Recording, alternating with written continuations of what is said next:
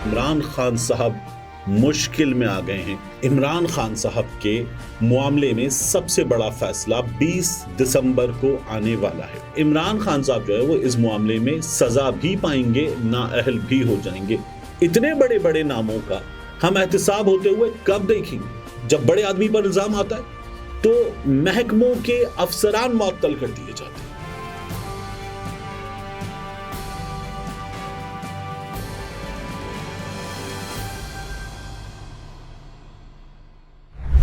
अस्सलाम वालेकुम, यह आपका अपना डिजिटल प्लेटफॉर्म है। मैं तारिक मतीन हूँ। इमरान खान चेयरमैन तहरीके इंसाफ की कारकर्दगी अंदरूने ख्वाबगाह से अब थोड़ा सा दूर हमारे मुल्क की सियासत हुई है, लेकिन मरकज़ महवर अभी भी इमरान खान ही है।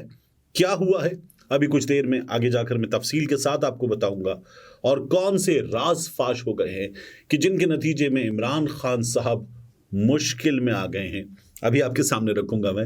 लेकिन सबसे पहले आपसे दरखास्त की इस नाचीज़ को, इस खाकसार को सब्सक्राइब कीजिए। आप में से एक दो दोस्तों ने कहा क्यों करते हैं ये दरखास्त, तो ये दरखास्त जो है आपको टेलीविजन पे भी मिलती है। जब कहा जाता है देखते रहिए, तो ये दरखास्त इस पेशे का, इस काम का हिस्सा है। दूसरा, अलग न्यूज़ के लिए आपसे दरखास्त है सब्सक्राइब कीजिए, लाइक कीजिए, घंटी का बटन दबा दीजिए। अब आगे बढ़ते इस वीडियो के मौज़ूआत की बात करें। बाज़ पालतू किस्म के सहाफ़ी दोस्त हमारे वो ये दावा कर रहे हैं कि इमरान खान साहब के मामले में सबसे बड़ा फैसला 20 दिसंबर को आने वाला है।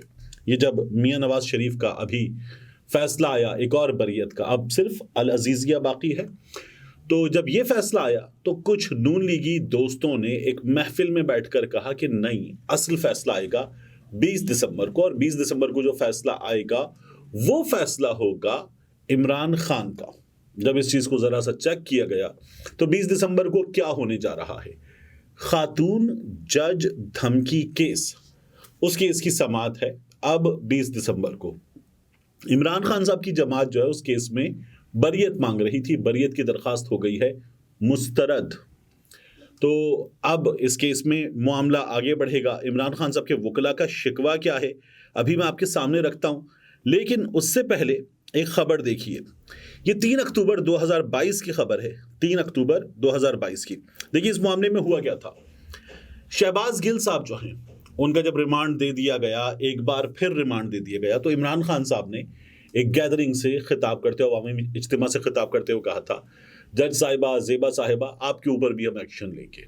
ये नाम लेकर इमरान खान साहब ने बात की थी। इससे कहा गया कि इमरान खान साहब ने खातून जज को धमकी दी है, और ये धमकी जो है ये जज की अदालत की तौहीन है। ये इमरान खान साहब के ऊपर केस बना। इस मामले में 2 कार्रवाइयां हुई।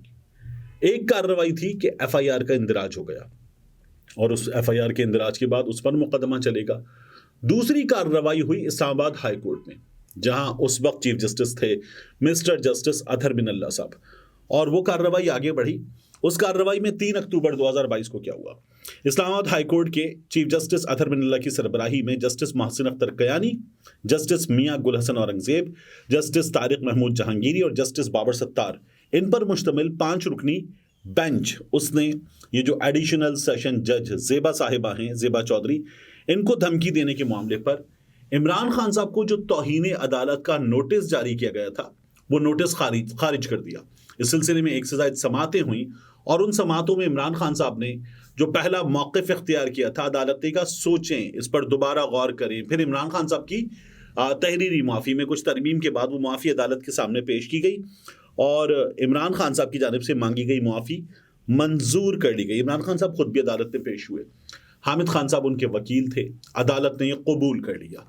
अब इसमें एक और चीज़ याद रखिएगा, इमरान खान साहब खुद जज ज़ेबा साहिबा की अदालत में भी गए, और वहां जाकर इमरान खान साहब ने जो उस अदालत का स्टाफ था उनसे भी कहा कि जज साहिबा कहाँ हैं, उनसे कहिएगा कि इमरान खान आए थे आपसे माफ़ी मांगने।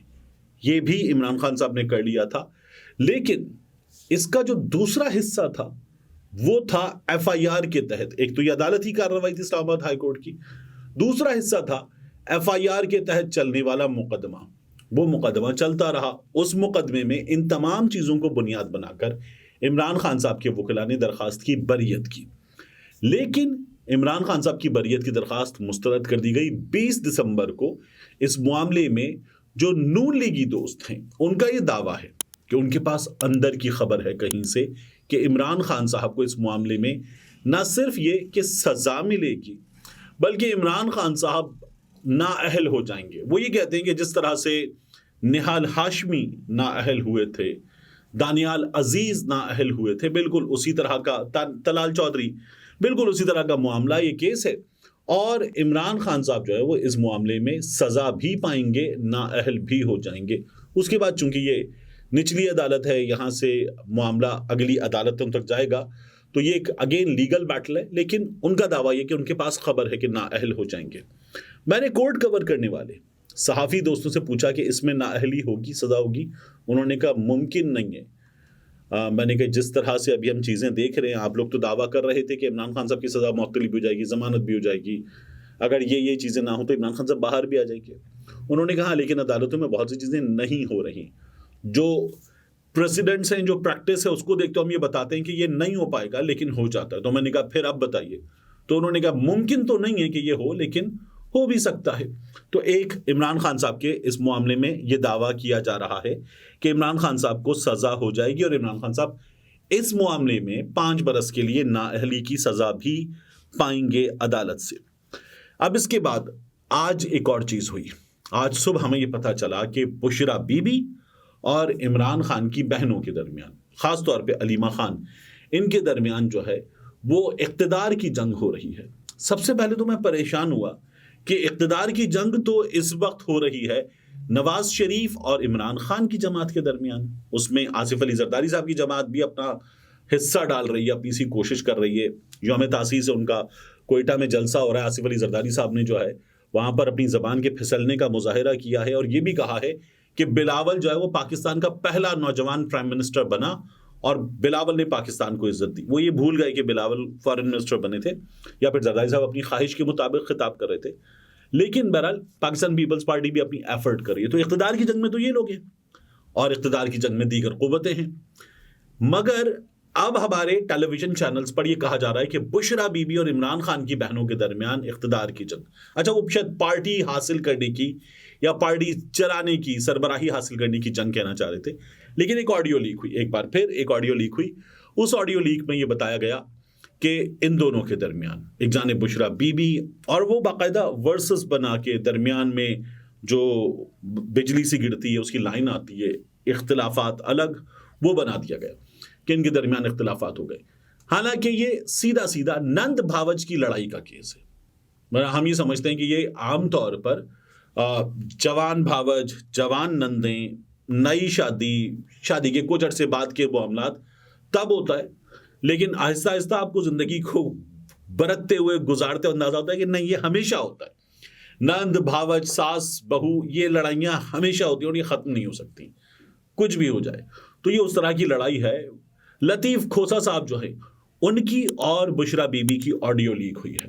अब लतीफ़ खोसा इस पर बड़े नाराज हैं। वो ये कहते हैं कि ये कौन सा तरीका, ये बड़ी नाज़ेबा हरकत है कि एक वकील की, उसके क्लाइंट की जो गुफ्तगू है वो लीक कर दी जाए।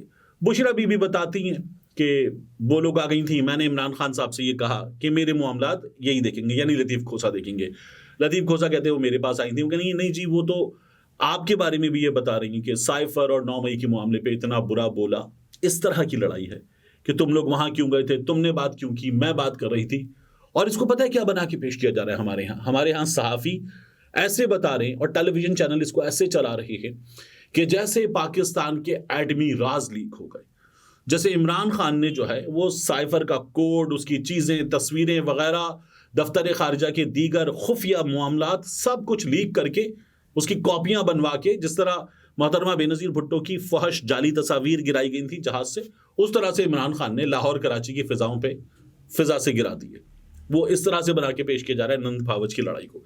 और लतीफ़ खोसा साहब सवाल कर रहे हैं कि जस्टिस बाबर सत्तार साहब ने पूछा ना कि कौन लीक करता है ऑडियो, और वो इस बात का जवाब मांगा हुआ है। तो ये जवाब दिया जाए कि ऑडियो कौन लीक करता है। वैसे अगर यहाँ तक आ गए कि नंद भावज की लड़ाई जो है उसकी भी ऑडियो जो है वो लीक करके इक़्तिदार की जंग बनानी है, तो इससे बेहतर है कि वो जो जेल में बैठा हुआ है उससे अपॉलॉजी कर ली जाए। लेकिन नहीं, ये इसी तरह से चल रहा है। दूसरा, जस्टिस मज़ाहिर अली अकबर नकवी साहब, उनका मामला जिसमें हमारे यहाँ एक बहुत बड़ी तादाद सहाफ़ियों की ये कहती है कि बस मुशावरत मुकम्मल हो गई, तैयारी कर ली गई, अपनी जॉब के एंड ऑफ जॉब बेनिफिट्स, अपनी तनख्वाह, अपनी पेंशन, मुराद, इनको बचाने के लिए फैसला कर लिया गया, इस्तीफा तैयार।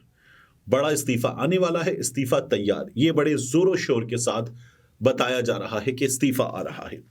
जस्टिस मज़ाहिर अली अकबर नकवी साहब, माफ कीजिए दोबारा बोल देता हूं मैं, जस्टिस मज़ाहिर अली अकबर नकवी साहब, उन्होंने क्या किया है, जब ये सुप्रीम जुडिशियल काउंसिल की कार्रवाई शुरू हुई, जिसके नतीजे में किसी भी जज को उसके खिलाफ मामला साबित होने पर सदर साहब को कहा जाएगा कि जनाब ये साबित हो गया, अब आप इस पे चिड़िया बिठा दीजिए, इनको फारिग करना है। वो कार्रवाई शुरू हुई, जस्टिस साहब ने उसको चैलेंज किया, और ये कोई जस्टिस साहब ने पहला काम नहीं किया, काजी फाइज ईसा साहब ने भी यही किया था।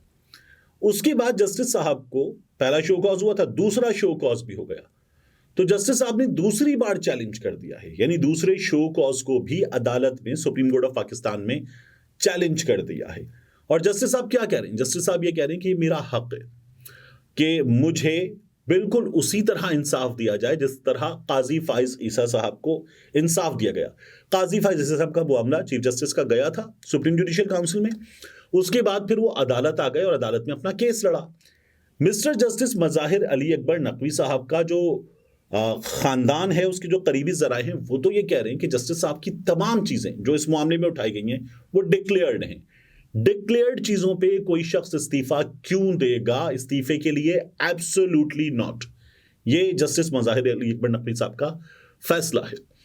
अब काजी फाइज ईसा साहब के केस में ये हुआ था, मज़ाहिर अली अकबर नकवी साहब अगर इस्तीफा देना होता, और जिस तरह लोग ये कह रहे हैं कि जी मियां दाऊद वो वकील जो इमरान खान पर हमला करने वाले शख्स का भी वकील है, तो वो ये कहते हैं जी मियां दाऊद छा गया, सामने बड़े बड़े वकला, यानी मज़ाहिर अली अकबर नकवी साहब ने 4 बड़े बड़े वकला किए हैं, तो वो कहते हैं कि जनाब ये 4 वकला जो हैं ये फारिग हो गए, और मज़ाहिर अली अकबर नकवी साहब के सामने मियां दाऊद छा गया, कोई जवाब ही नहीं था। जस्टिस साहब लाल पीले होके शक्ल देखते रह गए। जस्टिस साहब ने असल में क्या किया है, जस्टिस साहब ने कहा कि मेरा मामला ओपन कोर्ट में चलाया जाए, दिखाएं अगर टीवी पर भी दिखाना है। तो जस्टिस साहब तो यहां तक आ गए हैं। अब अगर उस शख्स को इस्तीफा देना होता और अपनी मुराद बचानी होती, अपनी चीजें बचानी होती, और ये कहा जा रहा है कि नहीं जी उसके बाद भी नहीं बचेगा, तो जस्टिस साहब यहां इस चैलेंज के जरिए ना आते। और मैं तो कहता हूं जस्टिस साहब गिल्टी साबित हो जाएं, यानी ये कार्रवाई सुप्रीम जुडिशियल काउंसिल में चले, ये कार्रवाई खुली अदालत में चले, ये कार्रवाई बराह रास्त टेलीविजन पे दिखाई जाए, जस्टिस साहब गिल्टी साबित हो जाए इसके नतीजे में, शफाफ ट्रायल के नतीजे में, तो जस्टिस साहब को सजा मिले। मतलब जस्टिस साहब जो है किसी भी शख्स से जो करप्ट प्रैक्टिसेस का मुर्तकिब हो, not only justice Mazahir Ali Akbar Naqvi साहब जिन पे इल्जाम है, कोई और शख्स भी, उससे किसी को क्यों हमदर्दी हो, B it justice Mazahir Ali Akbar Naqvi साहब, बी इट जनरल बाजवा जिनके खानदान के असासे वगैरह सामने आ गए कि इतना कुछ इन लोगों ने इतने से अरसे में बना लिया, या मामला हो जनरल शफात का जो अभी फैक्ट फोकस स्टोरी लेकर आया है, दुबई में उनकी जायदाद, अमेरिका में उनकी जायदाद, लंदन में उनकी जायदाद, या मामला हो जनरल राहील शरीफ का। जनरल राहील शरीफ के मामले में मतलब वो सरहद के इलाके में गैर आबाद जमीन के बजाय बेदियां में जहां फार्म हाउसेस बन रहे हैं, हाउसिंग सोसाइटीज बन रही हैं, उस जगह जनरल राहील शरीफ ने जमीन हासिल कर ली। तो जिस किसी का भी मामला हो पाकिस्तान में, हम देखें तो सही कि सजा मिले। ये जो छोटा सा आदमी पकड़ा जाता है और पकड़ा जाने के बाद उसको सजा मिलती है, 8,000 रुपए ले लेते हैं सुहेब मकसूद से और आमिर यामीन से पुलिस वाले, और उन पुलिस वालों को सजा मिलती है, मुअत्तल हो जाते हैं, बिल्कुल ठीक। लेकिन इतने बड़े बड़े नामों का हम एहतिसाब होते हुए कब देखेंगे, कब हमें नजर आएगा कि हमारी अदालतें, हमारे इदारे, हमारा पार्लियामान का इदारा जिसके बारे में कहते हैं ये सबसे ज्यादा सुप्रीम है, वो इन लोगों के गिरेबान पे हाथ डालेगा। एक आम आदमी, छोटा चोर पकड़ा जाए तो बेचारे के पास जमानत के पैसे नहीं होते, इसलिए भी अदालतों में वो नहीं पहुंच पाता, वो जेलों में सड़ता रहता है, उसकी जिंदगी खराब हो जाती है छोटे चोर की। लेकिन बड़ा आदमी जो है वो बच जाता है, वो चैलेंज करता है, वो टेक्निकलिटीज से खेलता है, उसके बाद वो अपने ओहदे का इस्तेमाल करता है, और जब बड़े आदमी पर इल्जाम आता है तो महकमों के अफसरान मुअत्तल कर दिए जाते हैं, वहां हुकूमतें सामने आ जाती हैं कि नहीं जी इसने कुछ भी नहीं किया है। अब आप देखिए कि जनरल फैज हमीद पर इल्जाम शाहिद खाकन अब्बासी साहब ने, वो जो अब तक की कार्रवाई हुई उसमें शाहिद खाकन अब्बासी साहब ने भी कहा कि नहीं जी जनरल फैज हमीद पर जो जिस तरह से इल्जाम था उस तरह से तो साबित नहीं हो रहा। तो हम तो ये तवक्को कर रहे थे कि ये तमाम लोग जिन्हें जनरल फैज हमीद से इसलिए प्रॉब्लम है कि जनरल फैज हमीद जो है वो इमरान खान कैंप के आदमी समझे जाते हैं, वहां पर भी बड़ा आदमी आपको बचता हुआ नजर आता है। छोटा आदमी जो है उसकी गर्दन पतली होती है, हाथ में आ जाए तो उसकी गर्दन नाप दी जाती है। मिलते हैं इंशाल्लाह आपसे अगली वीडियो में।